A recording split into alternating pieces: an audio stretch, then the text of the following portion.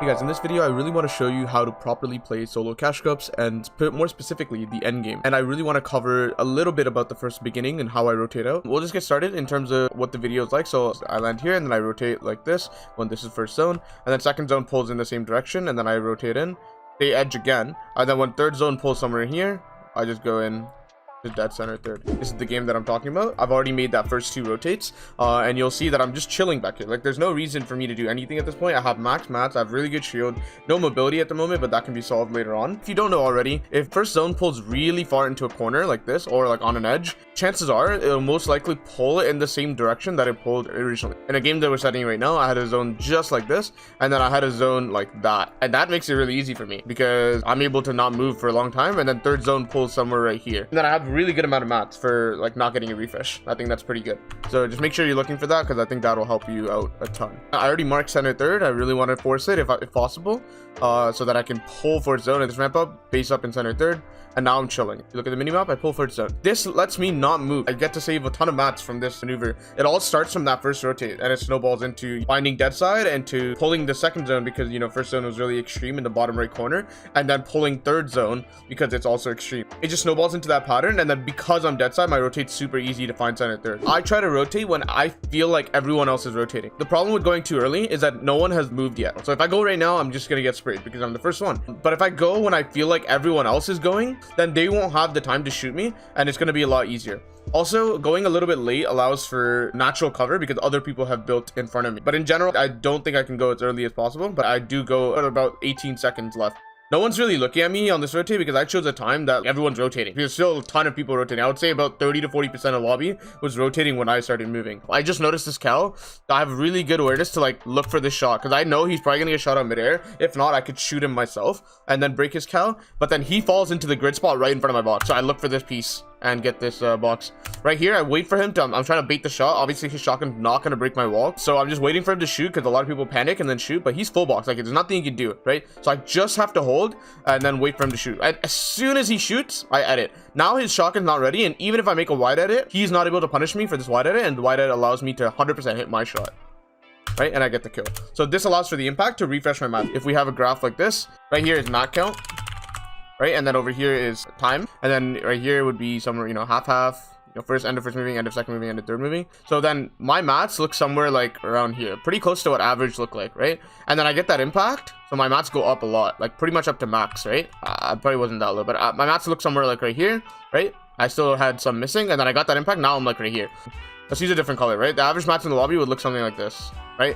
And it goes down over time because they need to spend mats. Because I got the impact here in half zone, I'd be more mats than everyone else in the lobby, especially if I use launchpad, and especially if I harp correctly and don't burn a lot of mats. So what this means is that by the time I'm like 200, 300 mats, a lot of people in the lobby will be at 0 mats, right? They'll be at 0 mats, which allows me to, you know, go for impacts on them. So definitely look out for this. This graph is something that I use in my head to like visualize, hey, I'm above average mats, and we'll see. Like, there's a ton of free kills in this video that we'll talk about.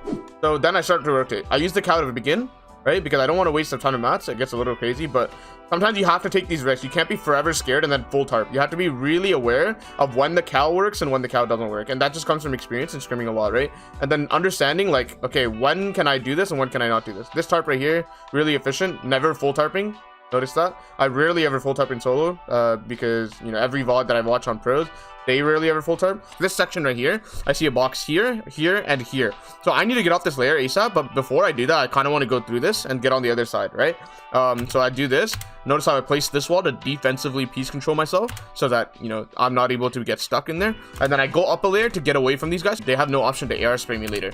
And then I'm able to go one more in forward to make sure I'm in zone, and then I edit down to look back here. And notice how I'm just playing safe, because I know with the cow and with the current mats that I have, I can stay above average mats. Right now I'm going to let Storm get ahead because I know I'm going to use the cow. I'm also elevated, right, which creates a lot of space for me to use that cow. And I let Storm get ahead, use the cow, tank a little bit of Storm, use my health as a resource to save some mats, and then get out before someone shoots me. So much better to get out on your own term rather than wait until someone shoots you and greet it all the way. You notice the zone, it's going up on a hill, right? So I just need to make sure I'm somewhat elevated, which I do here, but also later on I get up a couple more layers. This guy starts spraying me. I didn't realize this was open. It gets a really scuffed, but I don't panic. Get this wall on this guy, shoot, reset, full box, like myself, so I don't get sprayed by a third party, and then this guy gets out. If I full commit to that guy and then, you know, don't get the kill, it's gonna be a little scary. Right here, again, goes up. I goes up and over a hill. I see this because I'm paying attention with good awareness with the minimap, so I understand the zone goes up and over a hill, so I need to get up layers to make this happen. See a free kill. So this right here is where it starts. The effect of having more mats than your average mat count lobby.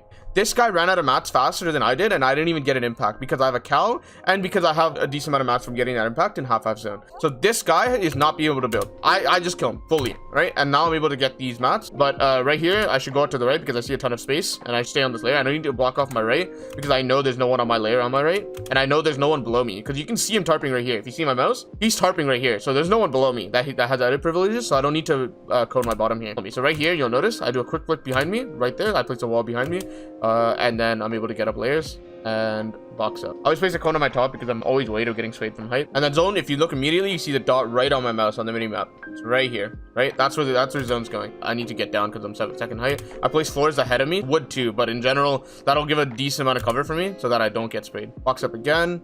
I should wait for zone to get really close so then I can drop down here, and then height won't be able to see me because I have cones above me from this angle.